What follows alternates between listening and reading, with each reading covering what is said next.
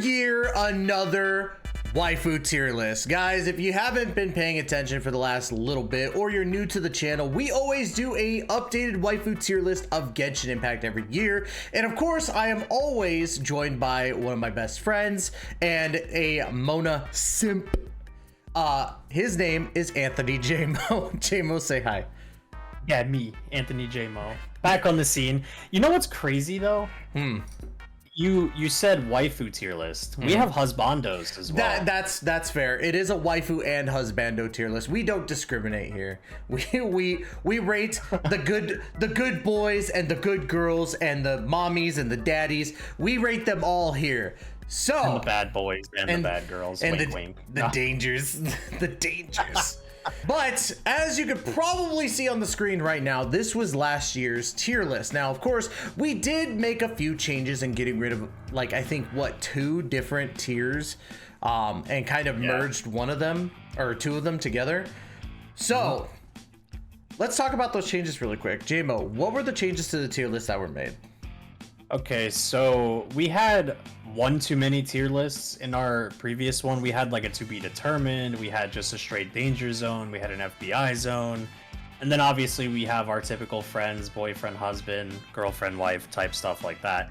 But we finally got to a point where it's like we needed to kind of shorten down the tier list a little bit because there was some feedback where people were saying it just felt too long, and it's easier to get rid of the to be determineds because we can kind of go by, at least with 4.3, with a little bit of background stories on a lot of the characters that we will be featuring today in this tier list, such as Chiori, Chevreuse, even Arlecchino, who's making her first appearance in the waifu tier list as well, which I know everyone's probably hyped about seeing where we decide to put her. But yeah, it was necessary changes that we felt we needed to do, and we also kind of shrunk down the pictures a little bit, you know, just a small minor detail change there for us to kind of give it a nice revamped and refreshing look.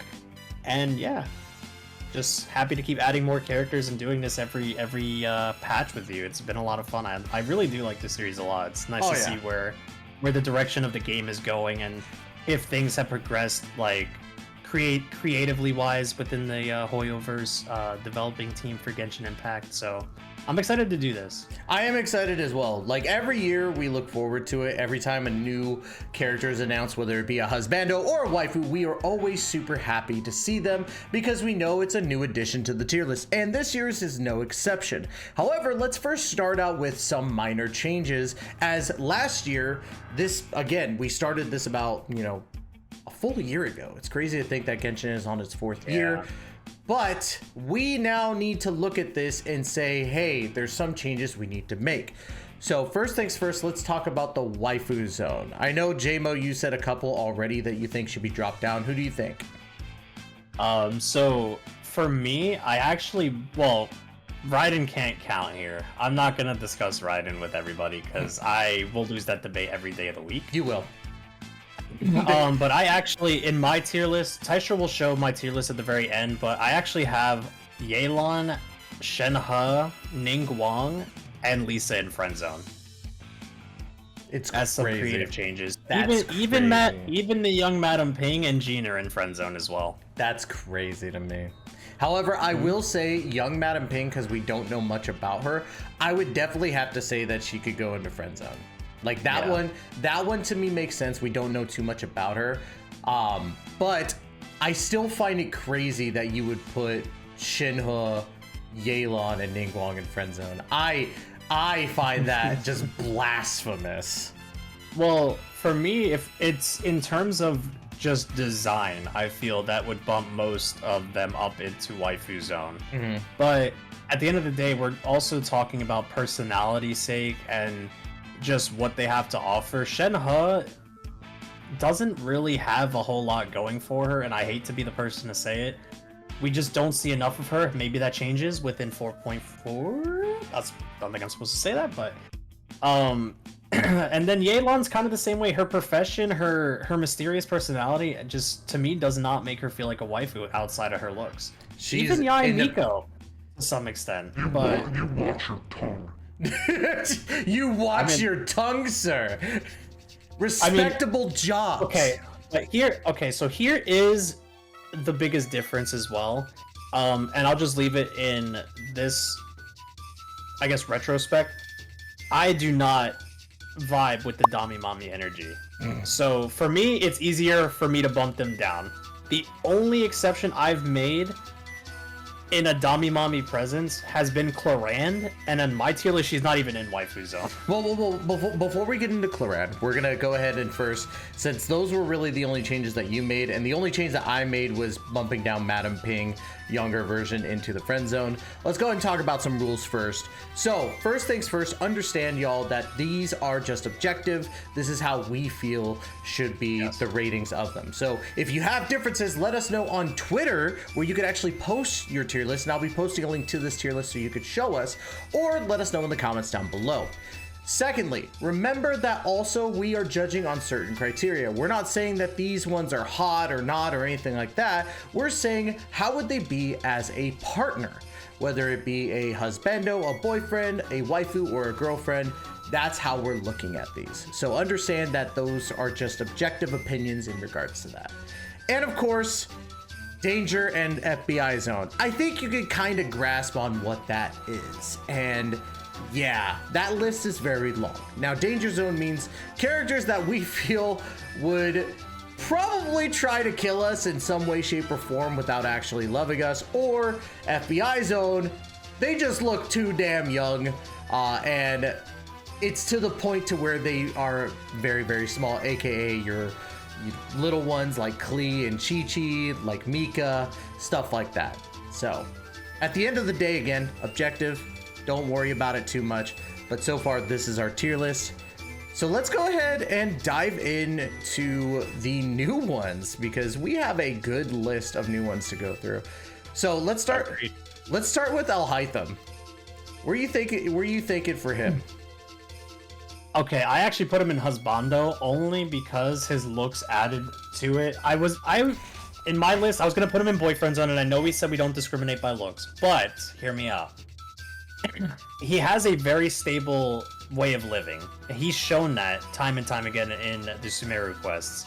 The other thing that helps me bump it up for him is, even though he has this personality where you kind of see it in the quest, he likes to ignore things that just aren't important to him, and he just is like very, stone cold about a lot of things that he does and says to people. I feel like, though, in a sense, if you were to get close enough to him, you kind of get like that Kaveh vibe from him as well. Like, if you could have been in your shoes as Kaveh, how would you feel, towards him? And everyone always likes to ship them together anyways, so it's like, if you could fill your shoes as Kaveh, you're automatically a husbando.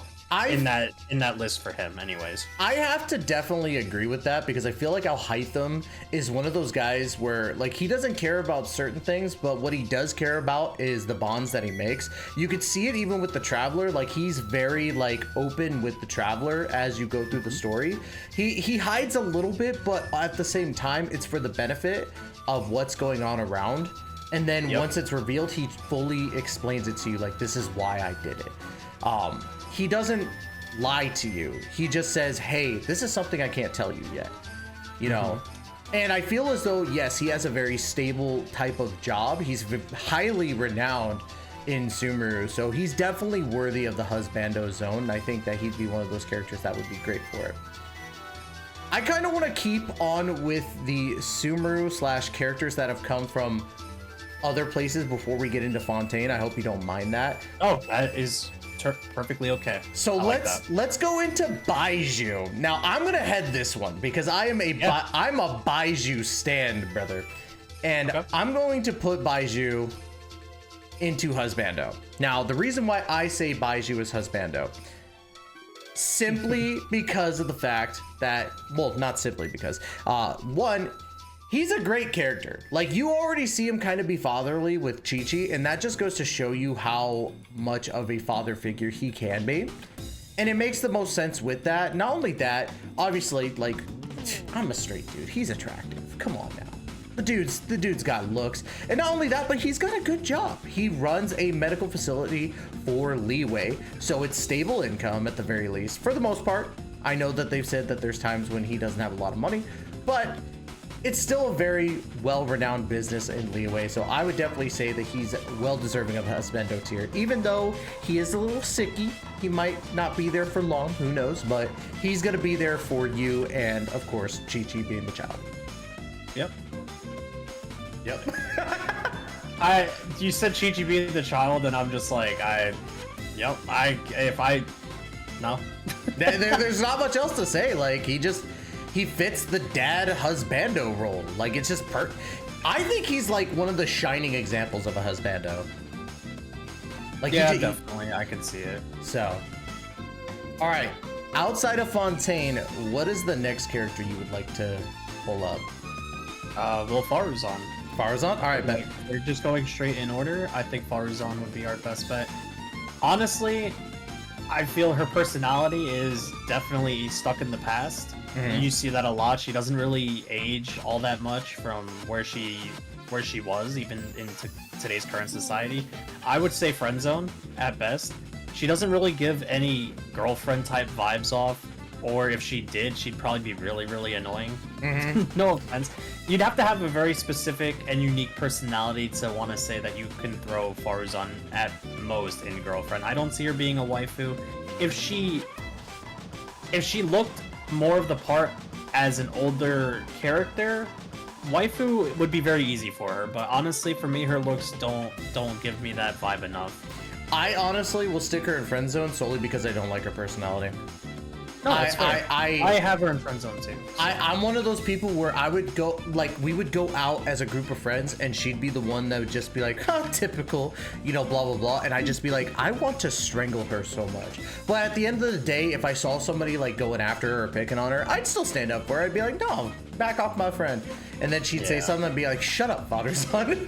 I am appalled. At the fact that you would do this to me, and then you're just like, okay, listen, it's over, it's done with, let's move on. Let's just get out of here. So, speaking of pretentious ones in some way, shape, or form, I'm gonna go ahead and say we pick up Kaveh here. Now, Kaveh, I gotta put him in friend zone personally. Don't get me wrong, like he's attractive in his own way, but his personality and his whiny freaking attitude makes me want to punch him. So like, that's fair. I could not sit there and listen to him like about I'll hype him as much as he does. And it's one of those things where he would be that friend that has boyfriend girlfriend troubles all the time, and it's just like, oh my god, I can't think of anything else but to talk about them. And it's like, okay, your personality is not your significant other. Please move on. So that's kind of how I actually feel, unironically enough, even with Toma as well. Mm-hmm. I don't see Toma being that kind of guy that would stay in Husbando for long, aside from what like his accomplishments are. Mm-hmm. I threw him in boyfriend zone on my tier list, as well as like, if we're talking about like the whole anger, like conflicting emotions back and forth with like girlfriend boyfriend banter and stuff like that, I would think even Sino would go down the friend zone. You're crazy. Out of Husbando, to be honest. You're crazy. Love Kagi films, don't get me wrong. Kagi, if you somehow come across this, we love you, brother. We do Sino's personality. We do stan Alejandro here. Alejandro's a great guy. Hopefully one day I can meet him. We'll see. Yeah, I mean, listen, I'd be willing to settle for him even in boyfriend zone at best, but Husbando is kind of stretching it for me. I actually threw him in friend zone, I believe, in mine. So that's a major change for me. I will say that I'm definitely able to put Sino in boyfriend. Because Sino as a character, like, it just feels like he would just be he would show that he would care, but I don't think it would last. Like, he's the protective boyfriend, but also could be the protective friend in most cases. Yeah, exactly. While still enlightening you with his humor. I'm still gonna keep Toma in Husbando because I feel that Toma makes the most sense in Husbando right now. Maybe if something comes up and we find out more that kind of makes it a deal breaker, then yeah. Oh yeah. Well, we got to keep in mind, too, for full disclosure, chat, even though this is a tier list that we're discussing together, this is ultimately his tier list. like we said before, at the end of the video, you'll be able to see mine where most of these characters place, because it is a lot different. I will not lie to you. Yeah. All right, so you get the next pick for anybody outside of Fontaine right now. And I think Skirk. Skirk. Okay, let's go with Skirk. Danger. As much. Okay, so be aware, y'all. This isn't saying that Skirk isn't hot, but she's a danger. Like she is. I mean, she's a menace. She's way too mysterious. You know nothing about her. To be fair, when Taisha said she was hot, I was counter arguing that as well a while back. Her forehead is literally an entire airport. He's out of his mind. Don't worry. Like roast a little bias for the fact that she looked a lot better in the 4.3 cutscene than she actually did, or 4.2 cutscene than she actually did in game. A little bias to that too. I think they really f***ed her design in game, but then she looked on par with LIYUE from Star Rail in the cutscene. It's kind of sad. But she's still hot. That aside, we don't know enough about her. We don't know what her priorities lie, or where they lie, I should say. So she's a very hit and miss type of character, and this would be like the perfect to be determined character, but because we decided to erase that tier, I think Danger Zone would be her best fit. Yeah. Hey, really quick, in your tier list, where did you put Ayaka? Ayaka? She's in Waifu. Yeah, I don't understand how you could be talking about foreheads when Ayaka's got the biggest forehead if you take away her bangs. Skirk literally beats her there. No, look at you're Skirk's bangs again. No, and you're then out look of at your Ayaka's. mind. You're out of your mind. Chat, who has the bigger forehead, Ayaka or Skirk? Put it in the comments. All right. So I think there's really only two other characters that are not, or no, there's three actually. Okay, so I'm gonna go ahead and I'm gonna take Chiori.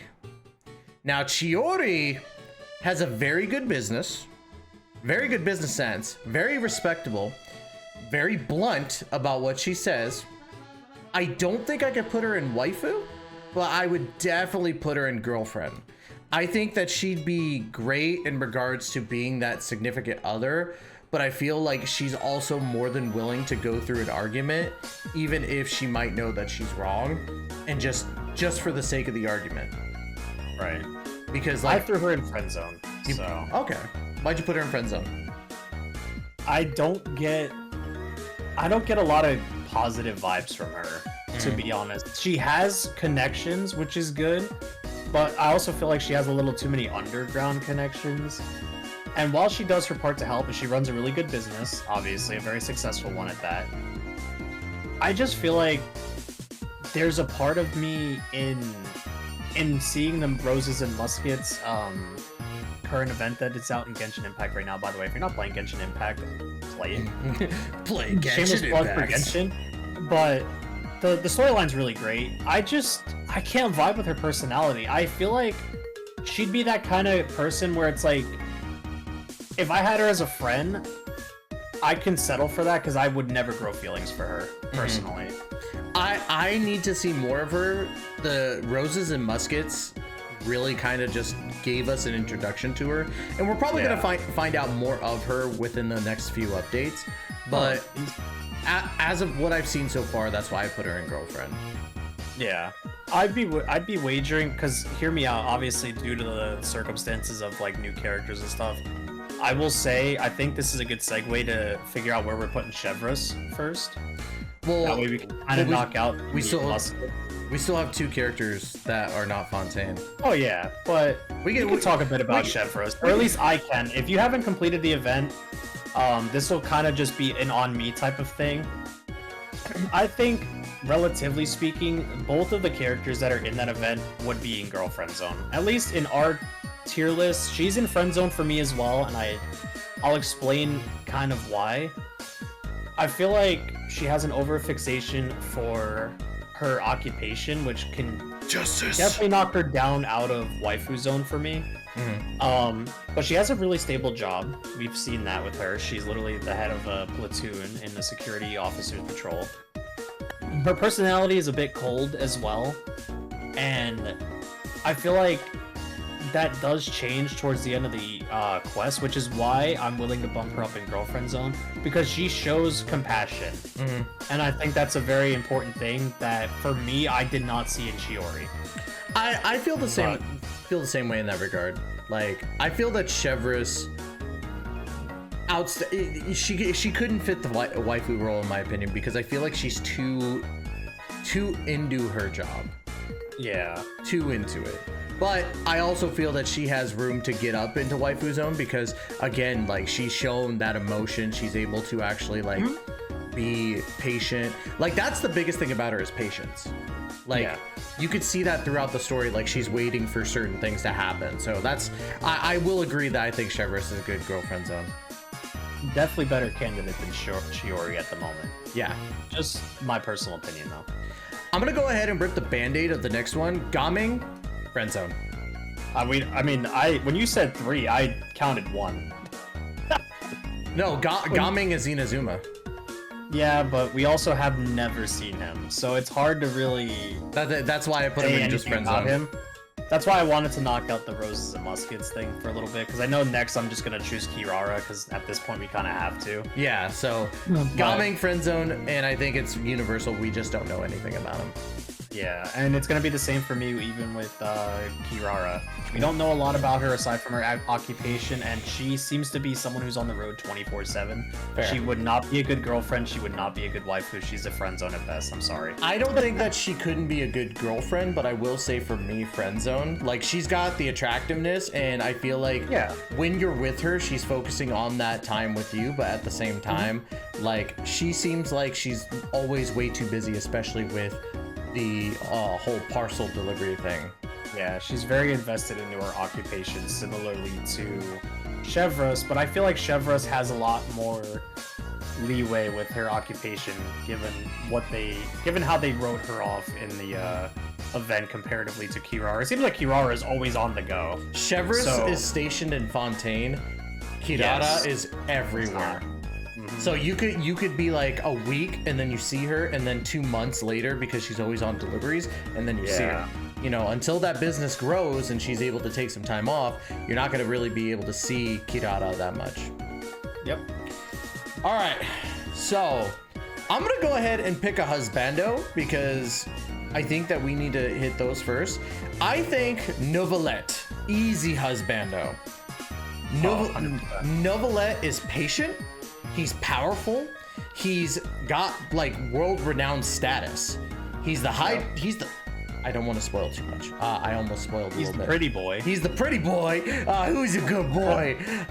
But the thing with him is that he's more than willing to understand you as a person and be with you as much as he can be. Granted, he's got a very busy job, but he's shown that he makes the time. He makes that time to go and see, like, hey, I've got this opening. Do you want to come by and we can, you know, have some time together? You know, he makes time during his job to see people that he cares about. And that's why I think that Neuvillette is a perfect Husbando for Fontaine.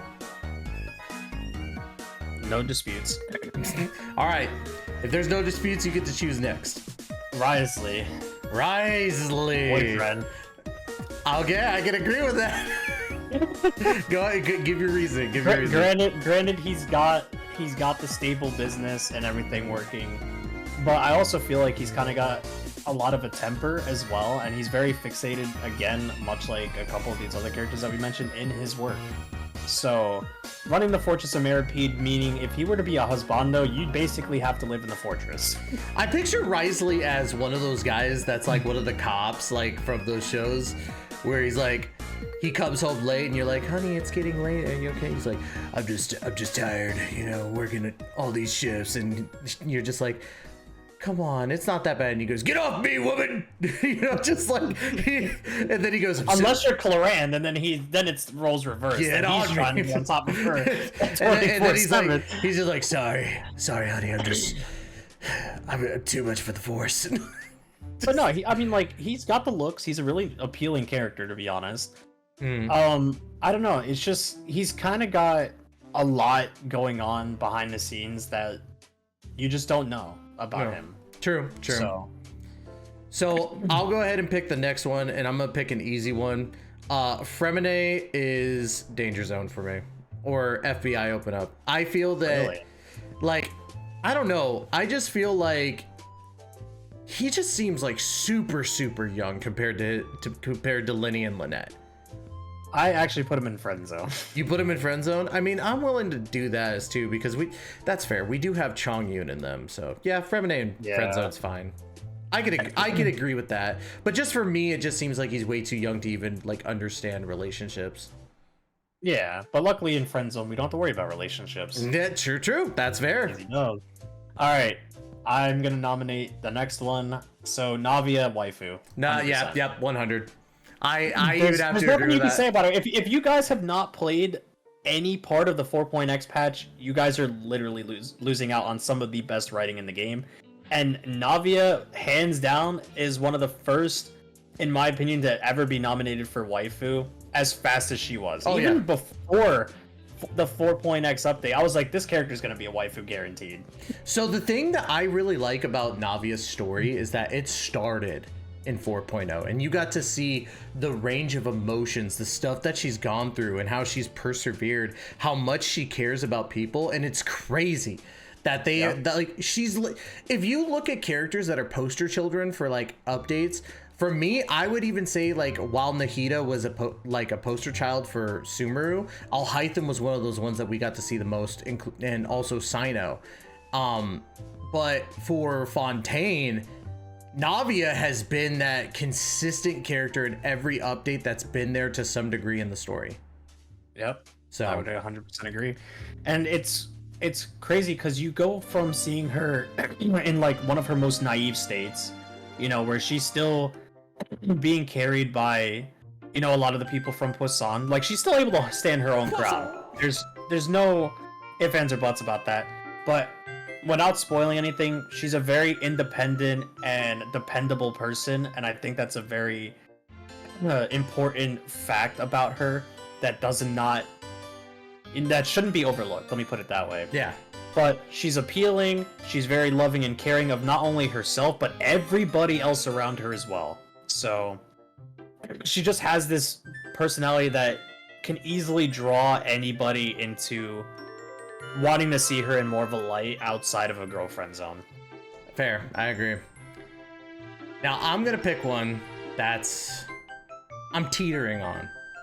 Okay. Furina. So Furina, I'm teetering because of how the story went and how we actually got to meet Furina. Now, Right. before we continue, please put up a massive spoiler alert, because if you don't know what happens in 4.2, you kind of don't want to be spoiled here. So again, spoiler alert, you have time. Put the skip time to the next part in case we want to just move past Furina, but yeah, again, spoilers. With Furina, I feel that when we first got introduced to her, she was a brat. She made me want to like freaking, you know, like punt her off the side of a cliff. And like her looks are okay. Like she doesn't look terrible. But the more that we learned about Furina and the story that comes with Furina actually being kind of a puppet to Focalor, and that Furina is not actually the Hydro Archon, and seeing how traumatic of an experience it was and how she had to put on this massive act, and then afterwards we get to meet her and she's just like, I really like macaroni and cheese, you know, that type of stuff, and how she's become dependable. And like you see her in the Roses and Musketeers event where she's actually taking as much time as she can to help out, in the sense of like knowing what is going on with it, knowing every detail, how to go about filming the whole story. That's where her good personality shines, and it's tough for me, man. Like, I want to put her, like, part of me wants to put her in waifu, but majority of me thinks that she'd be good girlfriend material. All right, so this might surprise you. Mm-hmm.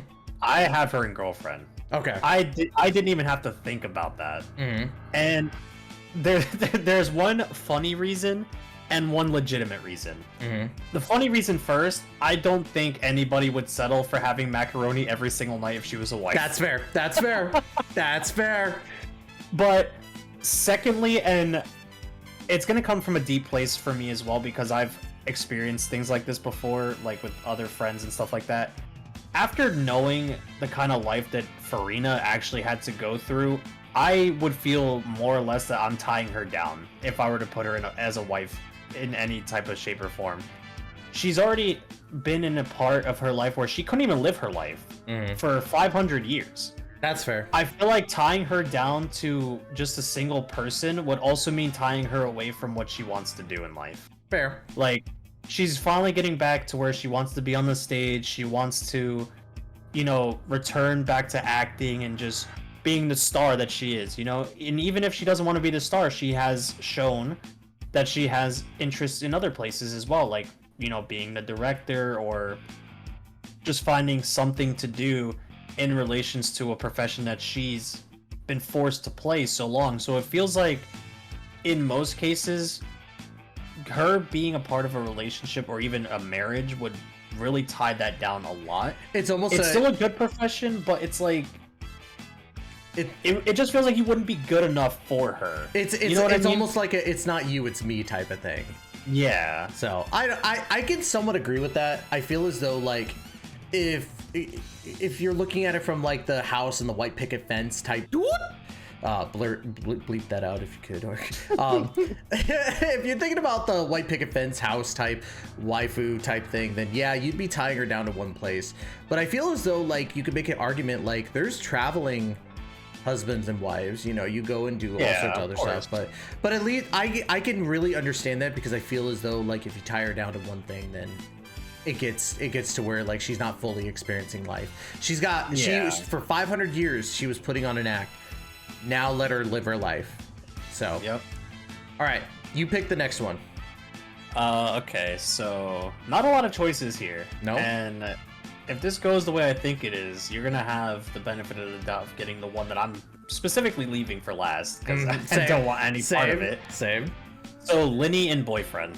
Lyney and boyfriend, I could agree. I don't see him being a husband at any point in time. He's still, to be honest, I still feel like even Lynette and Lyney are both way too young.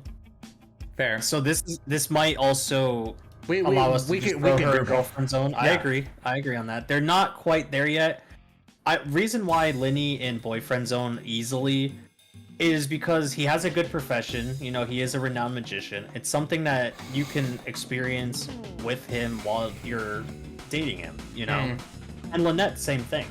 I feel like if you were to be a girl dating Lyney, it would be a really nice thing to have Lynette as a friend. If you're a guy dating Lynette, you will have to deal with that overly protective form of Lyney, because we already know how Lyney is with his sister. But at the same time, we're also trying to do these tier lists as, like, you know, we have the best interest in everybody and assume that they're all decent human beings, right? Yeah.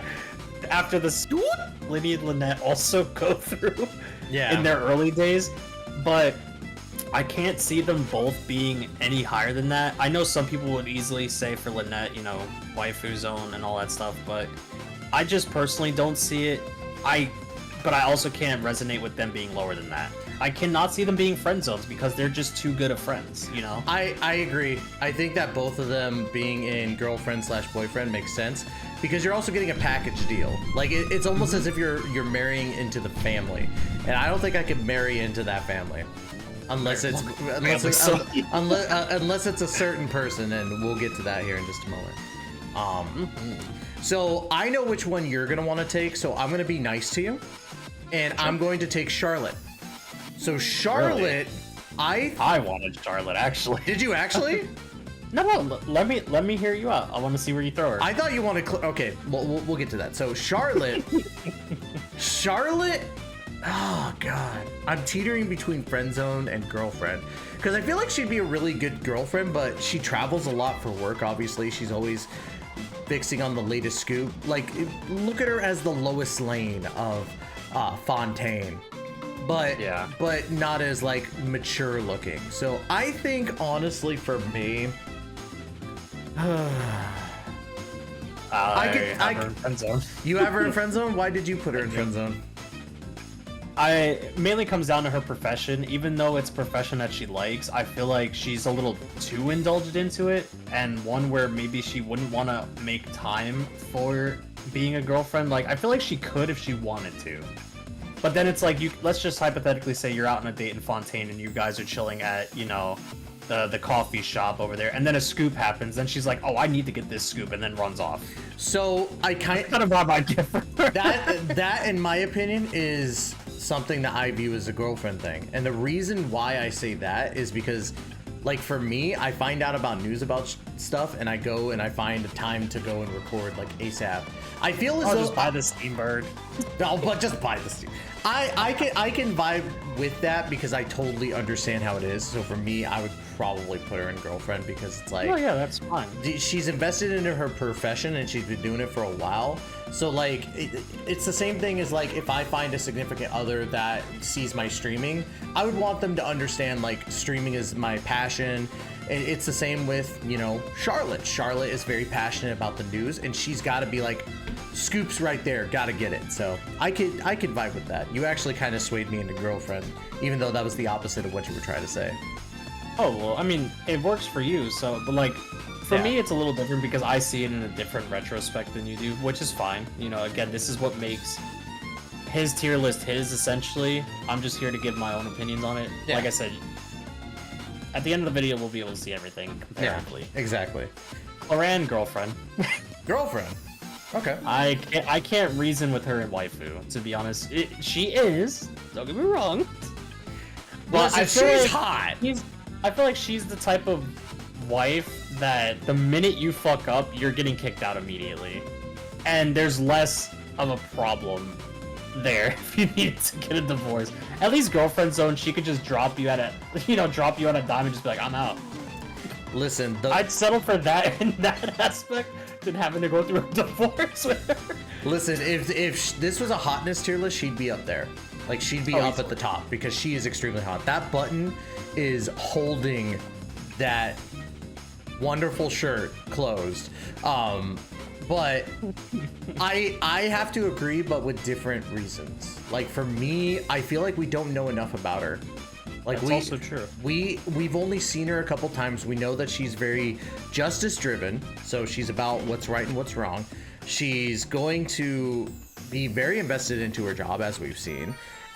But that's all we know about her. We don't know anything. She's a little antisocial too. Yeah. The other things that we know about her is that she's been kind of like somewhat of a protector to Navia. And that's like a motherly almost instinct, I guess, in a way. And she also felt bad for stuff that happened.